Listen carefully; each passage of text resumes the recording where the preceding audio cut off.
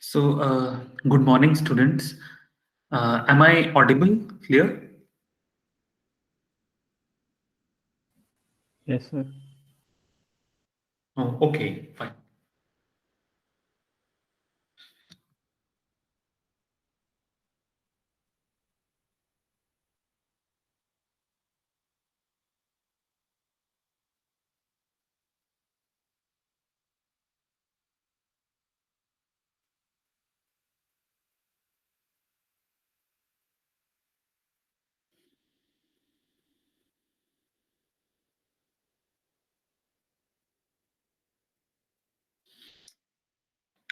Okay, let's start. In the last session, we have discussed the first top-down parser, the recursive descent parser. So we covered few instances, few examples of the recursive descent parser, and then we switched to what exactly are the limitations of this.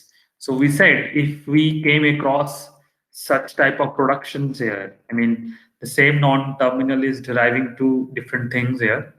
And again, if we calculate the first of gamma 1 and first of gamma 2, it's not, something non-empty here. So they have something common terminal symbol. So the procedure corresponding to this non-terminal does not exactly know that I should go here or here while passing here, right? So this is what we discussed last time. So this is one limitation. So the problem is with the form of the grammar, right? And another thing is that if this is the thing, then my recursive descent parser has to this expensive backtracking method. So in that, he should, try all the productions in some well-defined order. So failure for some productions, we need to try some remaining productions. And if all those productions are not passing, so then I should report that it is a syntax error.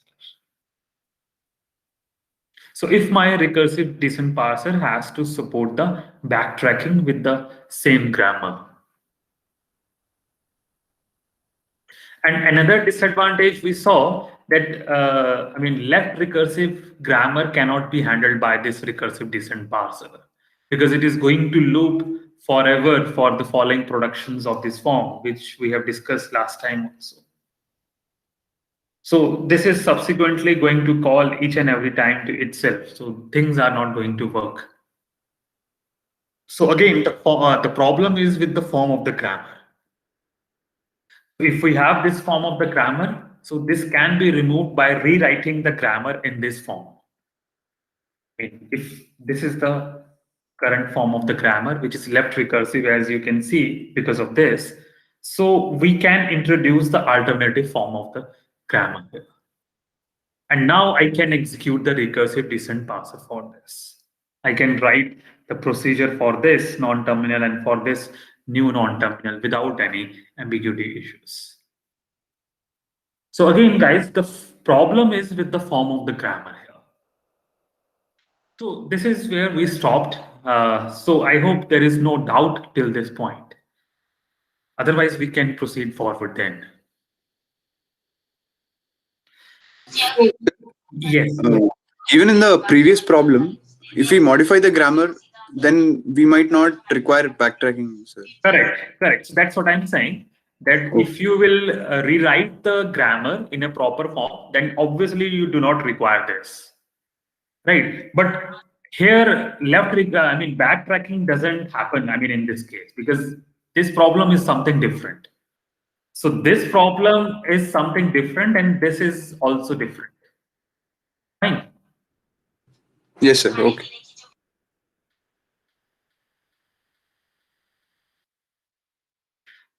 So today we'll see some more problems which may encounter in the recursive descent parser. And obviously the problem is with the form of the grammar. So we'll try to introduce some different form of the grammar. And slowly we'll move towards the next category of the parser, which will efficiently do the parsing without any backtracking. So backtracking doesn't, I mean, that parser doesn't know even the spelling of the backtracking.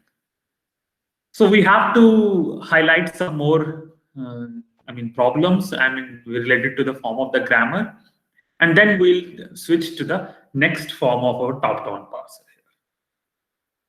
So this is what we discussed last time. I mean, this problem. So this is the left recursion we saw. I mean, this is my complete alpha, and this is one of my beta. Similarly, this is my A, this is my A, this is the rest of the alpha and beta, and there is no problem here. So we introduced these two different form of the productions corresponding to this. So one has to be careful that the grammar should not be left recursive here. Now let's see some another, this is just an example. Suppose, if you came across some grammar like this, in which this single non-terminal have multiple productions. Fine. So this time, this is left recursive, and this guy is also left recursive. This is also A here, and up to this A alpha sub n. So A alpha sub 1, A alpha sub 2, A alpha sub 3, up to A alpha sub n. It can be also possible. And similarly, I have multiple betas now. So earlier, this was the form, fine. So now we have these multiple guys, and this is also we have multiple.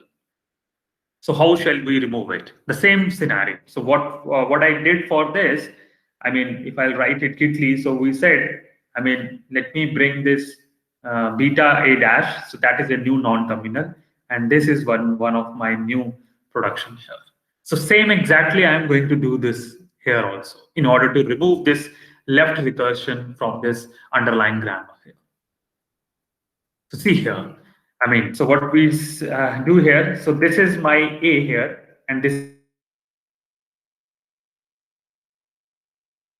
first, and I introduced a new non-terminal, let's say A prime. Similarly, I utilize the next beta, that is beta 2, and I utilize the same non-terminal, that is A prime. And I'll keep on repeating up to beta sub m and that new non-terminal A prime. Fine, guys. Similar to this process, first one, that is beta A prime, every single time. And now, next time, I have to define what is my A prime. So follow this rule. So I have multiple alphas. So alpha 1 followed by a new non-terminal itself, that is A prime. Similarly, alpha 2 and A prime, and so on and so forth, up to alpha sub n A prime. And obviously, we should not forget this guy. That is, this new non-terminal can also derive the epsilon here. So I'll completely disregard this form of the grammar, and I'll show that now I'll go with this form of the grammar, which is not suffering from the problem of left recursion. And again, one important thing, that both these form of the grammar are deriving the same set of the strings. Fine, students, up to this point. So let us take a few examples quickly. So suppose if we have this form of the grammar, which is clearly, I am saying beforehand that it is left recursive. So this time, this is my A, this is my A, and this is rest of my alpha. Fine. And again, this is my A, and this is my new alpha. Let me call this is alpha 1, alpha 2. And this is my complete beta 1 and complete beta 2. And I know what exactly needs to be done here. So this is the modified form of the grammar. So this is now my beta 1. This is now my beta 2.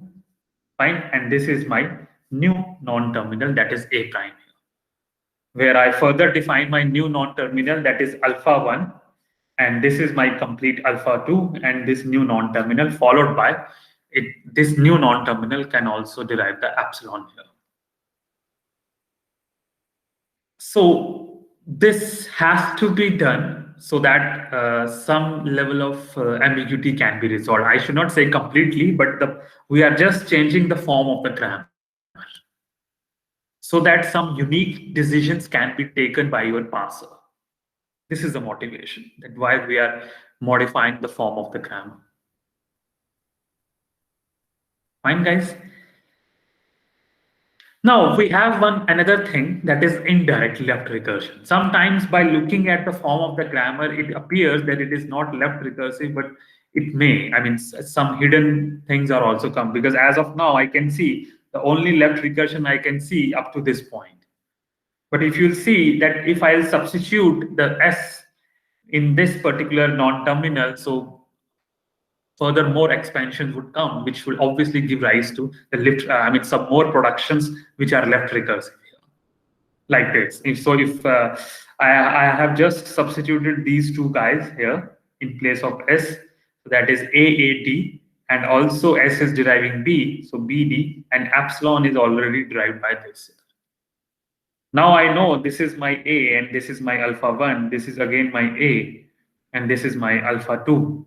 And similarly, this is my beta 1 and this is my beta 2.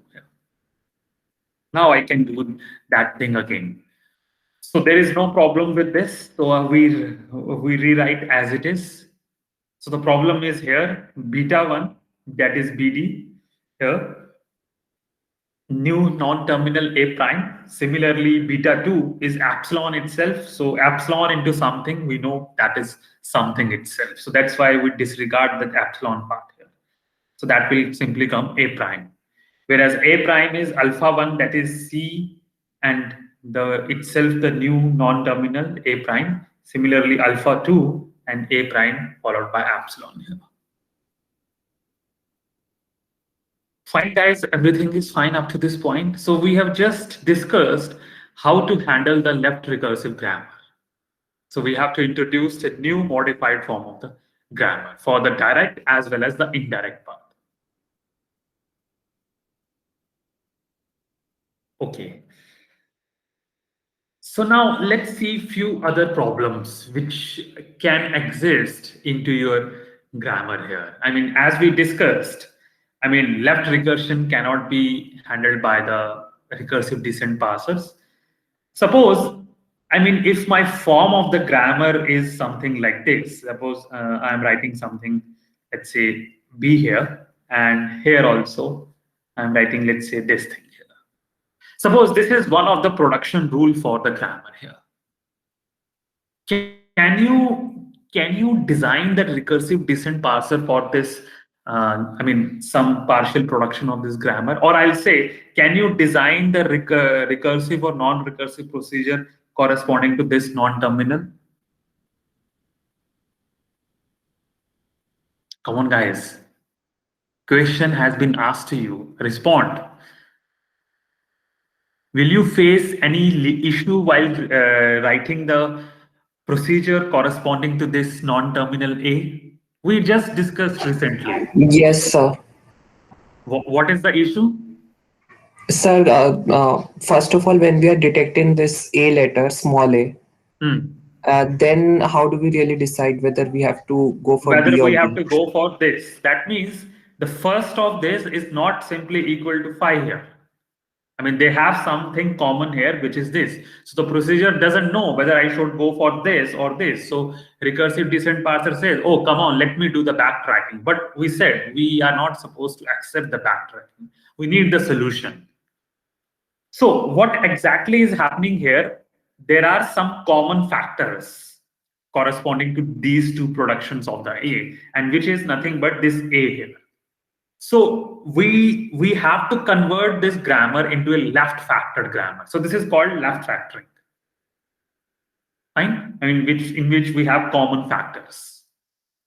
So next issue is which we need to resolve, that left factoring. And the left factoring process says that process of eliminating the common left factors that appears in the two productions of the same non-terminal, or even more than two productions also.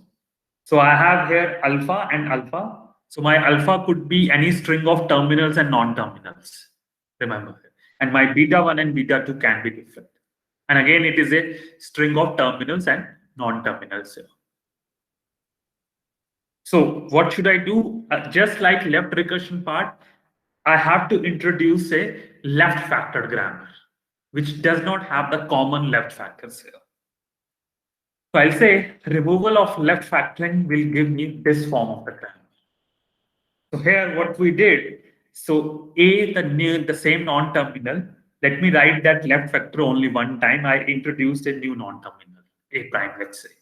And further, I am defining the new non-terminal, that is beta 1 or beta 2, which could be any string of terminals and non-terminals. So this is how you are introducing now. Now this grammar would be say, now it is left factored. I'll say this is a left factored grammar. We have simply eliminated the left factors here, which could be any string of terminals or non-terminals. So again, you see the problem is with the form of the grammar. And we are just rewriting the grammar so that our next subsequent parser can take some unique decisions. No need of doing the backtracking and all. Fine, guys. So this is the one scenario of the left factoring here. So this is one more instance. Recall we saw such grammars in the past when we are discussing about the ambiguity part here related to the dangling else problem.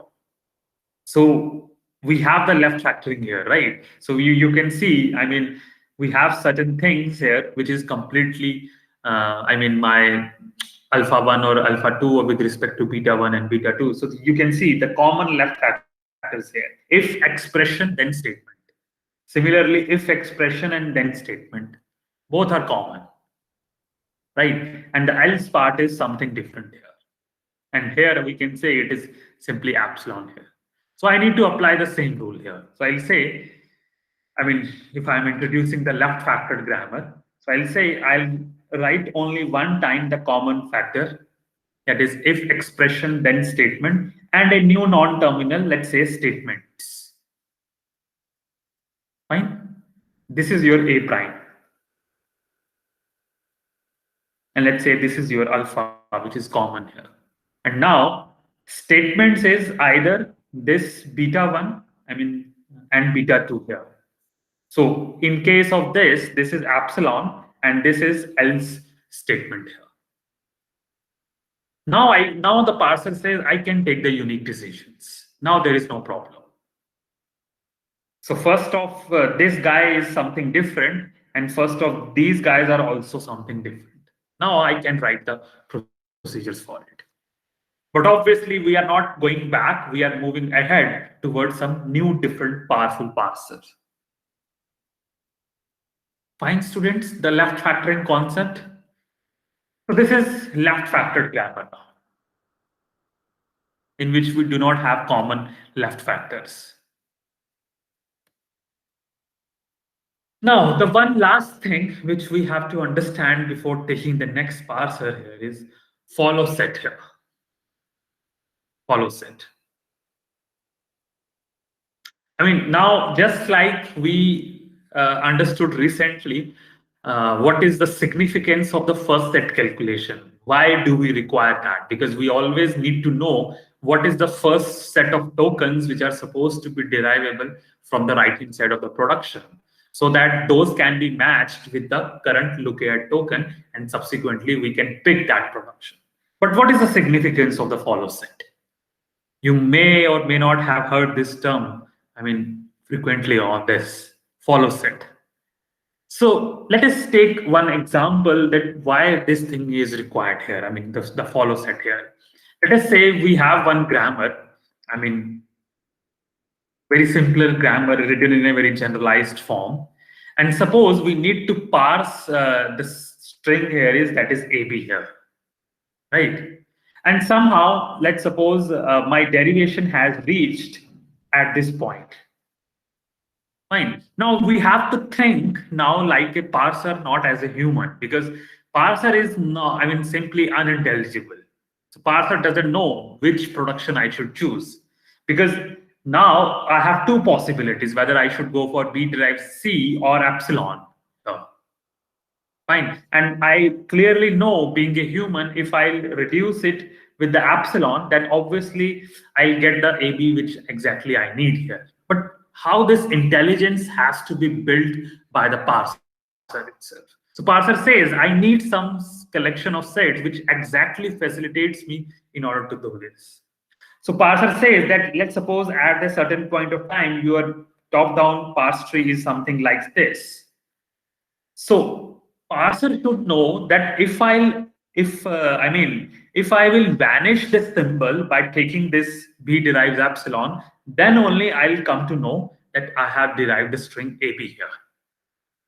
Now, how will it come to know? Only because of this follow of this thing. So if parser has some facilitation that he knows that follow of B is something which I am exactly I need here. So that is why I'll vanish this symbol by taking this production, that is B derives epsilon here. So here you can see the follow of this non-terminal B here. So what is following this B here? That is this thing here. So if parser had this intelligence, then you'll say, oh, come on, if this is the thing, that's what I'm exactly needing here. So why should not I vanish this non-terminal by taking this, and I'll simply disregard this guy. So understood somehow the significance of this follow set, which is required by the parser at certain point of time. So let us see now, with more clear picture here. Yeah, so this is what I just written in, what I explained to you. Suppose in the right-hand side of this, B follows some non-terminal B. The follow of B is equivalent to B here. As you can see, this B is followed by this particular non-terminal B. And the current input character to be read is also B here. Hence, the parser will apply the rule and it is able to get the string from the given map. So follow can make a non-terminal to simply eliminate, to simply manage if he needed to want to generate that string from the parse tree. Now let us look what exactly is the formal definition of this follow set. How I can compute the follow set, right? Which is very important thing. So the formal definition for follow set is that follow of any non-terminal. Follow of any non-terminal. Obviously, I do not need to calculate the follow of terminals. That parser eventually have that intelligence. So follow of any non-terminal X is the set of symbols that might follow the derivation of X in an input stream. Fine. So what does it exactly saying? Let's try to understand with this picture. This picture is itself defining both these terms very efficiently. So suppose this is the derivation of X, that X is deriving certain thing, and that is coming in this shaded region. So obviously the first of X is the first token that we have denoted by this arrow. And what is follow of X? So follow of X is that whatever is the, it is followed by the derivation of the X. So once the derivation of the X gets finished at this point, so the next symbol is nothing but the follow of X. Right? So once the derivation, let's suppose it is deriving, let's say some A alpha. So its follow of X is not alpha. So follow of X is the symbol which is followed by the alpha, and that's where exactly it comes. Now, if you have understood this, let me ask you a few questions then. Suppose, this is your start symbol of the grammar S. And we all know that somehow, considering this is a valid form, so start symbol is always going to derive, let's say, the complete string W. And we are assuming that this is a valid string. And now I am telling you that can you calculate the follow of S here? So this is the derivation of the S here. What is the follow of S? Come on, guys. Sir, end string character. Or which character? End string character. So like end string character, that we can say dollar symbol. Yes, sir, dollar. So remember what you just uttered, the epsilon symbol. Follow of any set is never ever going to include this epsilon symbol. Do remember, because we do not have epsilon in my input string. Do we have? So we do not have epsilon in my input string, in my derivation. So follow of sys is never ever going to include the epsilon symbol here. Remember this thing. But obviously it includes this dollar symbol. And that is why we usually generalize this statement that follow of any start symbol of the grammar is obviously going to include the dollar symbol. because this is the complete derivation of the S. This is the complete parse tree of the S. Right? Let us try to now see what exactly are the patterns or the steps for the computation of the follow sets here. One by one. So first, always include dollar in follow FS, which we have just proved recently. Always include dollar symbol, which indicates the end of the string and which also indicates that this is following the S here. Considering this guy is the start symbol of the grammar. What could be more other patterns here? So other patterns are, I mean, if there is a production of this form, A is deriving alpha, B, beta, where alpha could be any string of terminals or non-terminals. Similarly, beta is also a string of terminals and non-terminals here. And B is my non-terminal here. Now, if I'll ask you right now, what would be the follow of B? Guys, a question to you people. First set of beta. First set of beta. Absolutely correct. So if somehow is understanding this particular diagram, everything is coming from here, right? So here is, I cannot say, I mean, some answers may arise from your side. I don't know if I am correct or incorrect, that some wouldn't say it is beta. No, it is not beta because I need to calculate the first set of tokens which are supposed to be derivable from beta. And that's why that guy said that this is nothing but first of beta. But to be very important, I mean, when one important thing, first of beta except the epsilon symbol. Because as I said, follow of B is never ever going to include the epsilon symbol.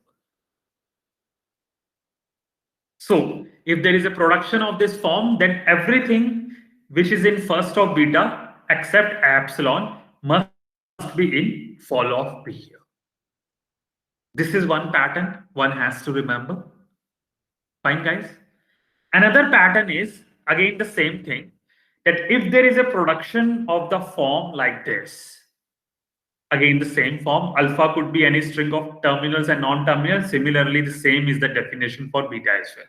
And this time, let's suppose first of beta is also including the epsilon.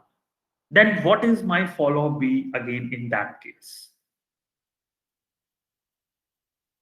Come on, guys. Follow of A. Follow of A, absolutely again correct. So how does it happen? So let's suppose this is simply, I mean, this is epsilon here. So now my complete production is like this, alpha and B, right? So let me design it right now with the help of that diagram again. So this is my derivation of the alpha B here. So obviously when this derivation will get finished, so this is my follow, right? Which will say follow of A. So this is the thing here, that everything which is in follow of A will be in now follow of B here. Hope you are able to visualize this thing. Follow of B. So follow of A here. Fine. Now one last pattern, guys. If there is a production of this form again, A is deriving this time alpha and B, then what should be my follow of B in that case? Come on, guys. What should be my follow of B in this case? Follow of A. Again follow of A, because obviously there is nothing. So this is again following this thing, derivation, that is alpha B here. And whatever follow of B is nothing but follow of A. What is following this complete derivation of this A here? So everything which is in follow of A is in follow of B here. Any other pattern which you may think? Because you see, we have taken B in the middle, somewhere here also, where also is deriving epsilon, beta is deriving, and we have also taken somewhere B. All the patterns are covered now. So these are some of the generalized rules one has to remember while the computation of the follow sets. Fine. So let us, yeah, any question up to this point? Sir, in the second one, isn't it the answer is follow of A union first of beta? Are you talking about this one? Second one, sir. With This epsilon in the, this one. yes, sir. So what is your answer here? So why not first of beta union follow of A? So yeah, obviously we are assuming that thing that this time first of beta is only including epsilon. So this is the case for that. But you may be mentioning that first of beta is including some other non-epsilon symbols. Then obviously we'll take that concept into picture. But that again, it is the generalized form. Okay, So sir. this In time this case, first only of including beta epsilon. is only including epsilon. Yes. Fine, sir. Thank you, sir. Because this generalizes the statement. So now guys, suppose this is the form of the grammar which we have taken, last time also, the same grammar. Now compute the follow sets of all things. So follow of S, by default, it has to be dollar. Because considering it is the start symbol of the grammar here. Fine. And also we have to look that is there any S which is present on the right hand side of the production, because then we have to recalculate the follow of S because we have to see what is following S here. But as of now, my follow of S for this is simply dollar sign, dollar symbol. So what could be my follow of A? Come on, guys. What could be my follow of A? So I have to see the right-hand side, what is actually following the A here. So follow of A is nothing but the first of B, C, D, E, right? First of B, C, D, E. And first of B, C, D, E, I need to apply the rules of first set calculation. My job is done, right? So let me show you how we have calculated this. So here, follow of A is equivalent to first of BCDE. And first of BCDE, we know that everything which is coming in first of B, however, excluding the epsilon, right? Minus epsilon, because B is also deriving epsilon. That means that I have to go for further calculation of first of CDE also. And first of CDE is nothing but first of C. That's why we said union first of C. Yeah. And C is not deriving epsilon. So that's where I have to stop here. Right? So this is deriving epsilon.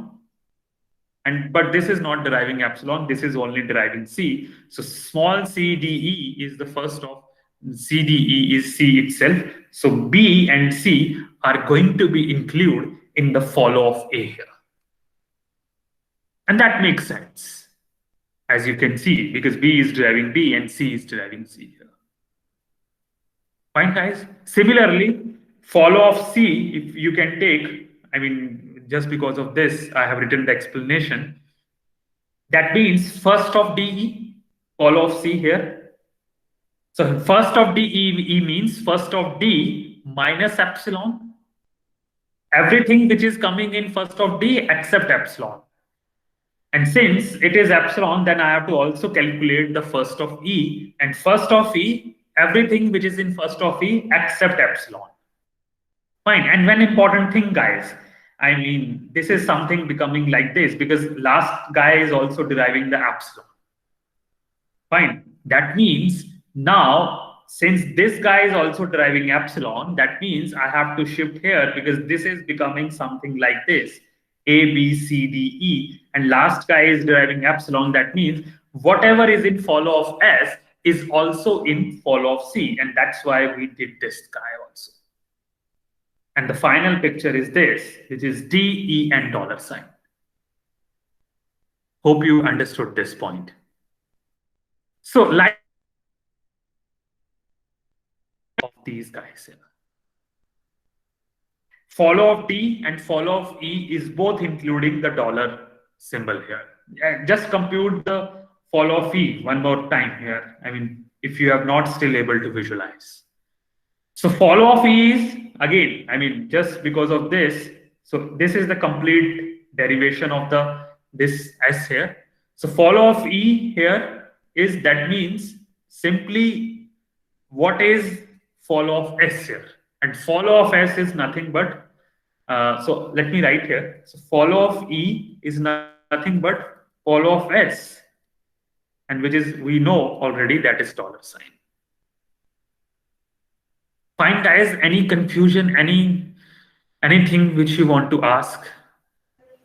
Sir, could you give an example that if the start symbol appears in RHS, how would the follow set change? Correct. So that's again the same process. Let's take the same example. So let's suppose here I have the start symbol again. Assume like this. So I'll apply the same procedure. First of all, I'm saying beforehand, this is the start symbol of the grammar. So let me write here, follow of S blindly will include the $token here. Fine. And now next, I'll say it is also present in here. That means follow of S is also first of DE, right? First of DE. And we know what is first of DE. You know the complete picture here. That is DE itself here. So that means my follow of S is going to include these symbols also. Is it clear? Did I answer your question? Sir, but in this case, first of DE would also include follow of S. No? So like we can't calculate first of DE before calculating follow of S. No, we can. Because follow of S by default is the start symbol of the grammar. So we can calculate follow of S is $. Right? Because it's a start symbol of the grammar, it has to completely derive the W. So we can say by default it is going to include the $sign. Right? Yes. Because forget about this part right now. S is the start symbol of the grammar. So obviously, whatever the valid sentential forms or the valid strings, I will get from this guy only. And considering this is the valid guy. So obviously, by default, it has to include the $sign at the very first place. Am I making correct this statement to you? Yes, sir. Fine. So it doesn't matter how many times it appears on the right hand side, we'll apply the same rules here. Some more examples with respect to the follow set calculation, guys. Again, I mean, assuming this is my start symbol of the grammar. So I'll say I'll not apply any logic because I know that start symbol is always going to be give me the complete derivation of my string, that is W. And by default, this is where my $. is. So that hence I can say follow of S is always going to be $. And in this case, you can see again the S is not appearing on the right hand side. So this is the complete picture. What is my follow of B? So follow of B is here. So follow of B is nothing but first of this small b here, which is eventually the B itself. And no other place. Oh yeah, we have one more place again, as you can see here also. So B is deriving AB. Recall the last rule. So again, it is calling again and again, guys. So follow of B is nothing but, let me write one more time. In this case, follow of B is nothing but again follow. Follow B, follow B, follow B. It will keep on reiterating. Because follow B is again, I'll calculate it, that is B here. Now, as a manual thing, we can understand this is the only guy. If someone wants to re-automate the process of the follow using C program, how will we handle this process? Because your program will not, come out of the infinite loop, but still you have to come out. So how will you do this? How will you handle this? Any suggestions on this? Any responses? No one? So this part could be easily handled because in any language specification, there are finite number of tokens. So if you say I'm getting the same token itself, that means I have to come out of this loop. Fine. Similarly, follow of C is nothing but first of D. So follow of C is nothing but first of D. And first of D we know, is D itself. And for here, again, follow of C is again follow of C. Follow of C is again follow of C, which is eventually D itself. Fine, guys. Any issue up to this point? Excuse me, sir. Yes. I have a question, sir. So, for example, in the second rule, instead of B gives AB, we had B gives A D, capital D. Capital D. Yes, sir. And we had some rule for D. Okay. Sir, how will we calculate the follow of D? Follow of D is again then follow of B. Correct? Okay, sir. Okay. Just remember those rules. And even if you are not remembering the rule, just remember the logic. What is the derivation here? Right. So follow of D is nothing, everything which is in follow of B. So B is ending here. So this is follow of D here. So follow of D is nothing, follow of B. This is how you should able to visualize the things. Fine, guys. So these are some of the more examples. Now you should try on your own. It's very simple. You have to follow the complete. I mean, if someone has remembered this diagram, I mean, everything is coming from this. I mean, we are capturing each and everything from this point. Right. So this is now your complete S, and obviously your S follow of S is nothing but your dollar sign. Fine. So guys, please try some of these problems related to this. Calculate the follow of each non-terminal here and just verify with me. Okay, so now guys, we have created the sufficient foundation for the next top-down parser. So let me recapture, let me quickly summarize. We solved the problem of the left recursion, we solved the problem of the left factoring, and we know how to deal with the first set calculation and how to deal with the follow calculation sets. Now we are ready for moving towards the next, our powerful parser, which obviously does not require backtracking. But still, that parser will say, oh, come on, give me the correct form of the grammar. Because if you will give me the incorrect form of the grammar, so obviously I my cup of tea. So that parser will say to you. So it's your responsibility that you should give that parser a correct form of the grammar. Now, what do you mean by the correct form of the grammar? That we'll understand very shortly. So the guy's next parser is, which is known by the term here, predictive parsing. I mean, the name is itself indicating the meaning that this parser is going to predict the actions in a very uniquely way. So no ambiguities, just like we saw in the recursive descent parser, is going to happen. Fine.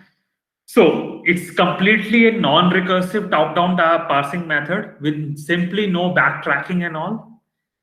And also one important thing, which it says that it always recognizing the LL1 languages. Now we need to understand what exactly this guy is, LL1. Why is it known by the name of LL1 here? I mean, as I said, that the language and the form of the grammar is very important. And if predictive parser is parsing your input successfully, that means it is recognizing the LL1 languages, or the form of the grammar which you have given to this parser is the LL1 grammar. Now we need to understand what is this LL1 here. So first L stands for that we are scanning the input stream, the token stream, which we are supposed to parse. I mean, let's suppose this is my token stream and this is my look ahead pointer. So I'll always scan it from left to right. I'll not come back. I'll go towards left to right here. So first L stands for this. Second L, that I have to do the top-down parsing. As you can see, our parser, our tree, something will go like this always.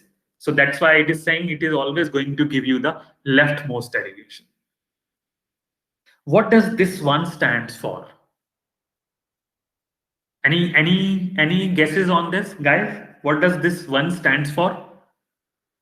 Look ahead of only one character is needed. Correct. Absolutely correct. So it says that whenever the parser is making some decisions, right? What to scan, what to parse. So it will always one look ahead character. Like you can see here. So the parsing decisions could be done only by using the look ahead of one character here. And it could be more than also. One could have written in a generalized manner like this, K. So K can be 1, 2, 3, and so on. But for our discussion, we'll assume the default value of K equals to 1, because it is sufficient for the parser to take unique decision just only by taking look ahead of only one. I'm talking about this look ahead pointer.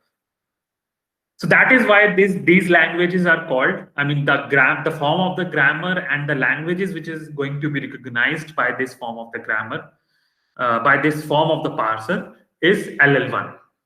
LL1 languages and LL1 grammar. And we'll shortly discuss what are the properties of these LL1 languages here. Now, as of now, I must tell you before we further discuss, if someone is saying that my grammar is LL1, what does it mean? Or my language is LL1, what does it, what should we mean by this term? That means at the very first place that first of all, my grammar is not suffering from the problem of left recursion. That is number one. Second property that should hold for LL1 grammar is it should be completely left factored. And the last, however, not the least, guys, that the grammar should be completely unambiguous. It should not have multiple interpretations. So being a human, one has to be very careful about the form of the grammar with respect to its unambiguous representation. So these three properties hold. If someone say, okay, I'll handle the first two properties, I'll simply ignore. No, that should not be acceptable. So parser says, oh, come on, give me the unambiguous form of the grammar. That's very important. Fine, guys. So let's see now predictive parser, which I said it is also known by the name of LL1 parser. So how does it exactly look like here? So first of all, the parsing decisions are going to be very unique with the help of this data structure, which is going to be utilized by this parser, that is stack. And always remember that the bottom of the stack is all going to hold this special symbol that is $, and which indicates the bottom of the stack. And we have this input buffer, the input stream, where our look ahead pointer is pointing to the current look ahead token, and always the last character is $. Here. And do remember, whenever your stack at certain point of time is only indicating this $, symbol, and your look ahead pointer is pointing to the $, symbol, which indicates that your parsing has been done successfully. So these are these two flags. Fine. Now, what is my parser here? So parser is actually the algorithm of this predictive parsing, the LL1 parsing, which we are going to discuss very shortly. And what should be the output? Completely the parse tree. Fine. If assuming the tokenized input has been valid with respect to the underlying grammar here. And one more important thing, which is the parse table here. So this parser is going to take the unique decisions with the help of this parse table. So we need to construct one parsing table, which is generally known by the name of LL1 parsing table here. Fine. So parse table, as of now, we should understand it is going to be a data structure which one has to think in the form of a two-dimensional array. Let me call this as a two-dimensional array by the name of M, where X is my one symbol and A is my another symbol. So X is my symbol of the stack and A is my current look ahead pointer here. And what should I am expecting here? That it should be given me in this form here. So where X is any non-terminal symbol and A is any terminal symbol of the grammar here. Fine, guys. So this is the configuration of your predictive parser here. And now we'll see, one by one, what exactly this thing. So how we are going to take this decision, let me tell you, we'll not look its algorithm at the very first place. What I am going to do, I am going to discuss one example in which we'll actually construct the predictive parser. And then once we have understood the parser and the actual process of parsing, then we'll shift to the algorithm part here. Because it becomes very easy for us to visualize the algorithm, what exactly we did in that problem here. So I picked a very simpler problem at the very first place, guys. So this is a small grammar. As you can see, the grammar of balanced parenthesis. Fine. Assuming the S is the start symbol of the grammar. So it says construct a predictive parser for the following grammar. And I am saying that and once you have construct the parser, the job is not done completely. You have to also show how this parser is going to scan this input, is going to parse this stream of tokens. Fine, guys. So this is how one has to now think that how I should construct the parser here. So guys, I am going to take your additional 5 minutes here. So let me complete this part. So as a part of first step, as I said, always we need the construction computation of these first and follow sets. I mean, the following terminals and the non-terminals of the grammar here. So this is our grammar, which have two productions. One is this, and the another is this here. So let me compute the first set. So first of S, as you know, is first set of tokens derived by this, and the first set of tokens derived by epsilon. So the first token is simply the open parenthesis, and from this it is completely epsilon. So these two tokens are the first set of the S. Similarly, what is first of S? By default, no need to think, it is always going to give me the dollar symbol here.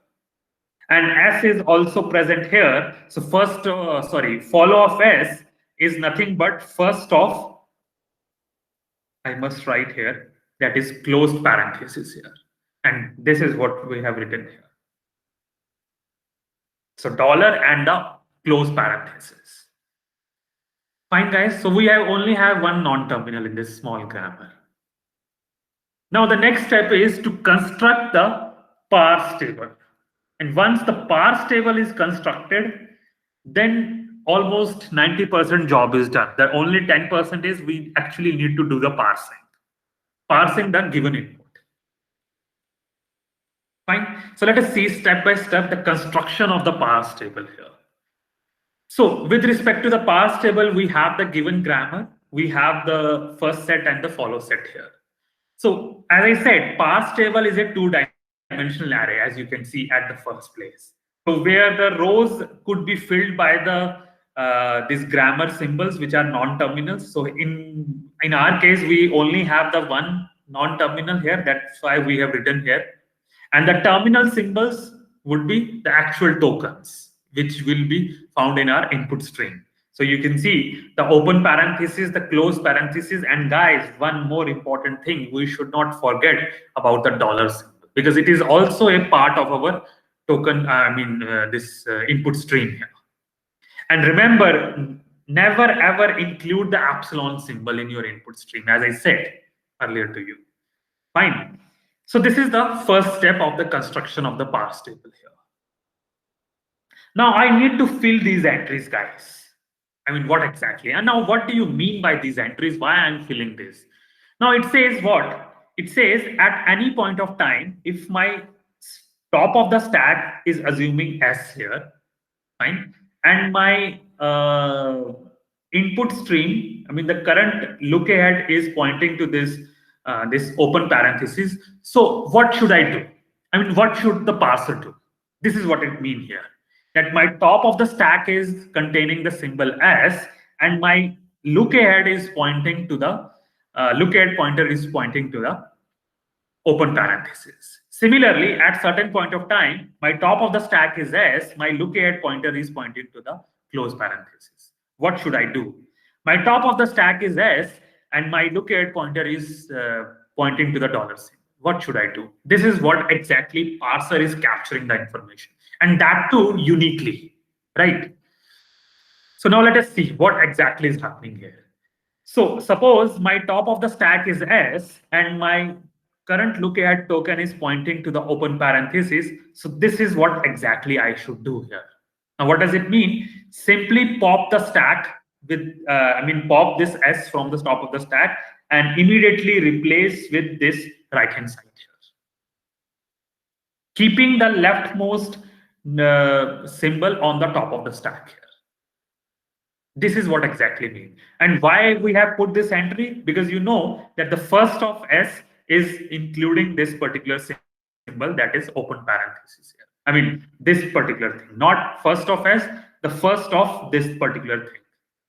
So that is why we have written the complete production here on under this cell here, because the first of this is the open parenthesis. And on the other hand, similarly, you can see we have also mentioned that the first of S is also including the epsilon, but we do not have the epsilon here, right, in our token input stream. But we have these follow sets here, I mean, which is dollar and this particular thing here. But I mean, I need to fill these entries with the dollar symbols here, I mean, the follow sets here. But why I should fill this? Why I should fill this? That needs some logic here. Suppose at a certain point of time, your configuration of your derivation is something like this. Let me rewrite this. Right. And current lookahead pointer is pointing to this particular thing, that is S here. And suppose the token, the input stream which I am supposed to parse is this parenthesis, open and close parenthesis. Now, being a parser, how should I able to know that I have to parse this particular, I have to vanish this particular symbol? Then only I'll get this close parenthesis. Only when I know that my follow of S is including this particular symbol, that is close parenthesis. Fine. And that is why we have written in the next step that S is deriving epsilon under this particular thing. I'll only take this decision when I know that follow of S is dollar. The follow of S is dollar sign. So that's why we have written here. And follow of S is also close parenthesis.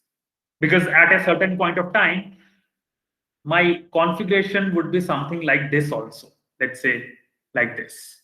So I'll say I'll only vanish this once my follow of S is dollar symbol. So that's why we have written this guy that S is deriving epsilon under dollar and S is deriving epsilon under this symbol. Fine, guys. So this is how we are supposed to construct the parse table. And we have the unique decision that with respect to the stack configuration S and with respect to the current lookahead symbol, I'm going to take this decision. I'm going to take this unique decision and this unique decision. Fine, guys, the construction of the parse table is fine.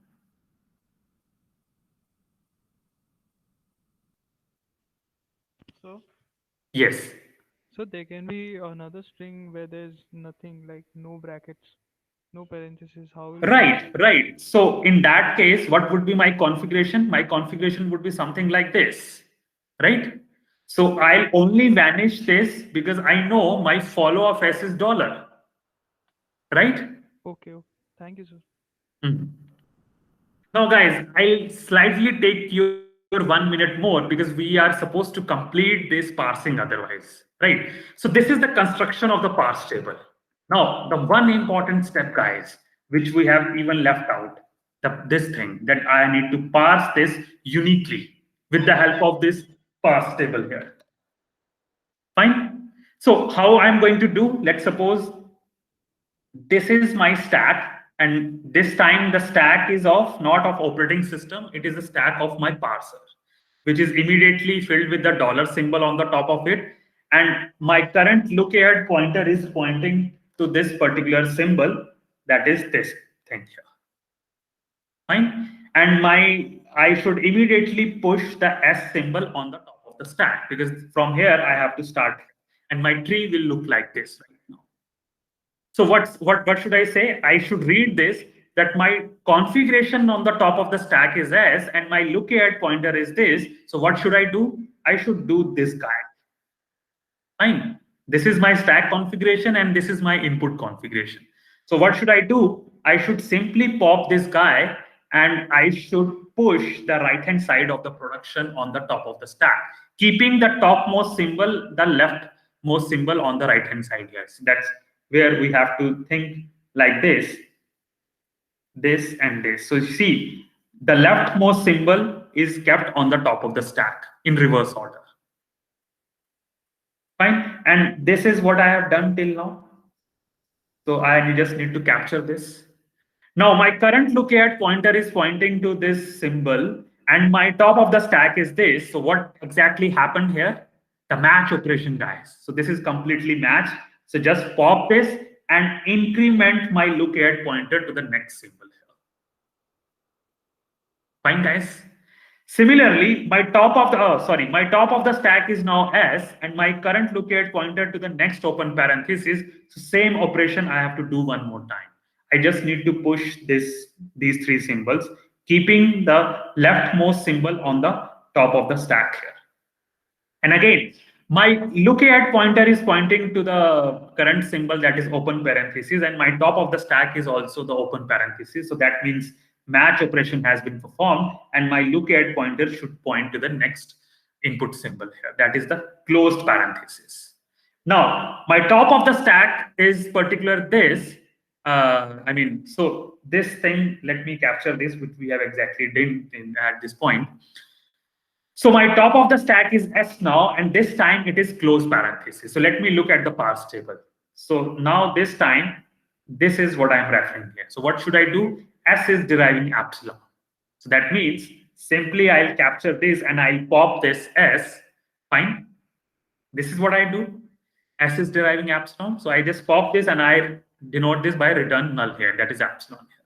And now my top of the stack is open close parenthesis, and my lookahead pointer is also close parenthesis. So this is a match here.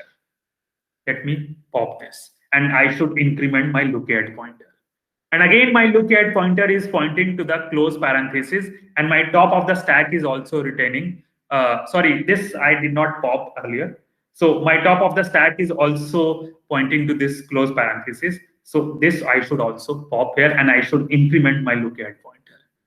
And finally, dollar on dollar is simply, that means the parsing is successful here. So guys, I am stopping here. Sorry, I have taken your extra minutes, but this is something which we have to conclude so that we can take some more problems in the next class. So now I am ready to take questions. If you have any, please let me know. So now I am stopping here, guys. Sir? Yes, guys. Sir, suppose the string is only close parenthesis $. Correct. So suppose the string is only the close parenthesis. Right. So should I show you the way of parsing now? Yes, sir. Right. So let me rub this quickly. Yes. So now my top of the stack, just a minute. This is my configuration of the stack, dollar symbol, and my this top of the stack here, S here. And this is my lookahead pointer here. So S on this particular thing here, that is this here, right? So it will say simply, do this particular with the epsilon here. So I just push that, pop this symbol, fine. But I need not to increment my lookahead pointer, fine. So open parenthesis on the dollar, it's an unmatch. So this means that parsing is unsuccessful. Did I answer your question? Yes, sir. Fine. So this is how the parsing should conclude in an unsuccessful manner if you are giving the wrong tokens.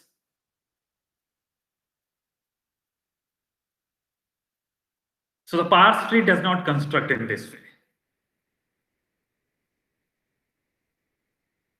Any other question up to this point, guys?